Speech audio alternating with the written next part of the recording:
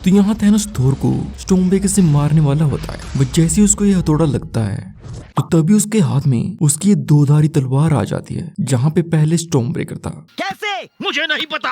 और इसके बाद जैसा कि तुम देख सकते हो, थैनोस कैप्टन की शील्ड को आधा तोड़ देता है, बट इसके बाद इस व्हाइट शॉट में कैप्टन की शील्ड पूरी गोल होती है एंड नेक्स्ट सीन में फिर से आधी हो जाती है। और इस वीडियो में तुम्हें अवेंजर्स एंड गेम मूवी की ऐसी 23 मिस्टेक्स पता चलेंगी। लाइक जब यहाँ टोनी शील्ड आउटफिट में होता है तो उस टाइम उसने ग्लव्स पहने नहीं होते, पर जब थोड़ी देर बाद टोनी टेसरेक्ट वाला ब्रीफकेस उठाता है तो उस टाइम उसने ग्लव्स पहने होते हैं, और फिर हल्क से मुक्का खाने के बाद ये ग्लव्स फिर से गायब हो जाते हैं।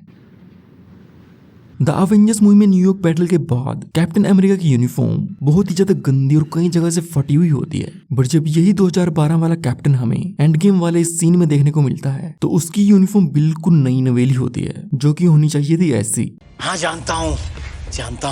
इस सीन में हिलते हुए शीशे को रोकने के लिए स्टीव उसे यहाँ नीचे वाले लेफ्ट कॉर्नर से पकड़ता है, बट इसके एग्जैक्ट आधे सेकंड के बाद उसका हाथ नीचे फ्रेम पे होता है। तो यहाँ स्कॉट टाकोस के साथ ये एक वाइट ड्रिंक लेके बैठा होता है, और फिर स्पेसशिप आने के बाद ये ड्रिंक स्कॉट के साइड में गिर जाती है, बट जब रोडी लैंड करता है तो उस टाइम ये ड्रिंक यहाँ पे होती ही नहीं।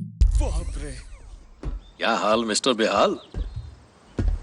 और उसके बाद जब हल्क स्कॉट के पास आता है तो ये ड्रिंक यहाँ नीचे पड़ी होती है। जादूगर है। तो इस सीन में टोनी के पीछे दो सोल्जर्स खड़े होते हैं डार्क यूनिफॉर्म्स में, बट जैसे जैसे सीनियर एंड जूनियर स्टार्क्स के बीच कैमरा स्विच होता है तो इन दोनों के साथ एक तीसरा बंदा भी आ जाता है, और इस तीसरे बंदे का आना जाना इस सीन में ऐसे ही होते रहता है। और इसी सेम सीन में एक और मिस्टेक है ये कार वाली, क्योंकि ये कार जैसा कि तुम देख सकते हो टोनी के साइड में ऑलरेडी पार्क होती है, पर नेक्स्ट शॉट में यही कार होवर्ड के पीछे से आ रही होती है और उसके बाद इसे पार्क होते दिखाया जाता है। तुम नर्वस थे? भयंकर। क्या तुम तैयार थे? यानी तुम्हें पता था कि अच्छा बाप कैसे बना जाता है?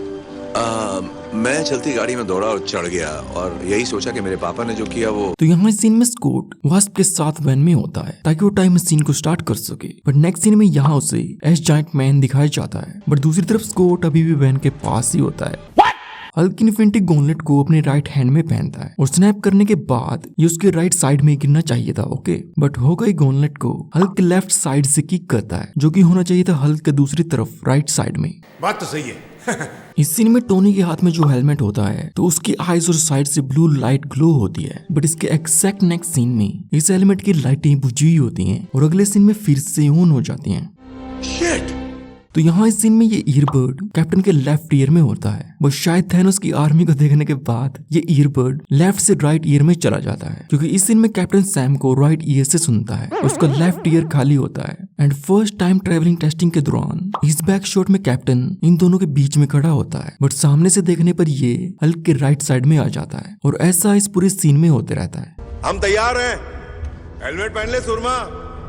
स्कॉट, मैं तुम्हें 1 हफ्ता पीछे भेज रहा हूँ। तुम वहाँ 1 घंटा घूमोगे और 10 सेकंड में वापस आ जाओगे। इस टूमस्टोन पे एक नाम लिखा होता है, नॉर्बर्ट लेमे। तो उसके बाद यही नाम यहाँ पे भी लिखा होता है, और इस नेक्स्ट सीन में अगर तुम नोटिस करोगे तो स्कॉट लैंग का नाम उसके नजर और फेस के सामने कहीं पे भी नहीं होता, बट इसके बाद please please please please please please, कैसे नहीं? कौन है?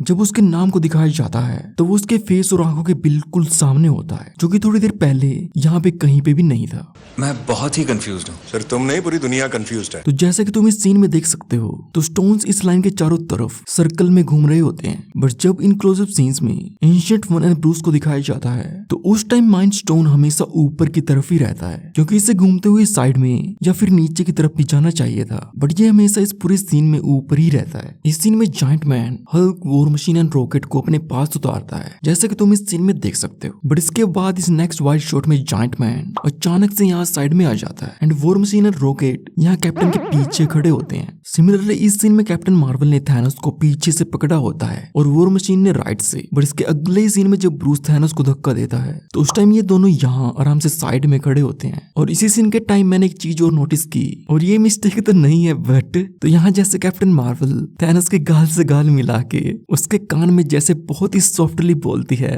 Answer the question. तो यहाँ पे थैनोस के मन में एक बार तो ख्याल जरूर आया तो यहाँ पे थैनोस के मन में एक बार तो ख्याल जरूर आया ही होगा, ओह गॉड, एक बार दिला दे। चल निकल यहाँ से, निकल। Guardians of the Galaxy movie में कलेक्टर इन सभी को इन्फिनिटी स्टोन्स के बारे में बताता है। ब्रह्मांड का निर्माण हुआ और इन प्रणालियों के बचे हुए टुकड़े जवाहरातों में बदल गए, जिन्हें तिलस्मी पत्थर कहते हैं। और यहीं पे ही गमोरा को भी फर्स्ट टाइम इन्फिनिटी स्टोन्स के बारे में पता चलता है। बट एंड गेम वाले सीन में गमोरा नेबुला के सामने इन्फिनिटी स्टोन को मेंशन करती है। बाबा ने हमें जहाज पे बुलाया। क्यों? उन्हें एक अनंत मणि मिल गया है। और एंड गेम वाला ये scene Guardians of the Galaxy movie से पहले का है। तो एट दिस पॉइंट इस वाली गमोरा को इन्फिनिटी स्टोन्स के बारे में पता नहीं होना चाहिए था। बात तो सही है। इस सीन में हल्क इस बोरुटो को उठा के उसे तोड़ देता है। इसके नेक्स्ट सीन में 2 टुकड़े रखे होते हैं, बट इसके बाद इस वाले सीन में इसे फिर से पूरा दिखा दिया जाता है एंड नेक्स्ट सीन में फिर से आधा आधा हो जाता है। टाइम डकैती। इस वाले सीन में तुम थोर की दाढ़ी को नोटिस करना कि वो कैसी होती है। बट नेक्स्ट सीन में जब थोर गार्डियंस की शिप में एंटर करता है तो उसकी दाढ़ी प्रीवियस सीन के मुकाबले कुछ ज्यादा ही बड़ी होती है। दड़ियल बाबा चल रहा है ना।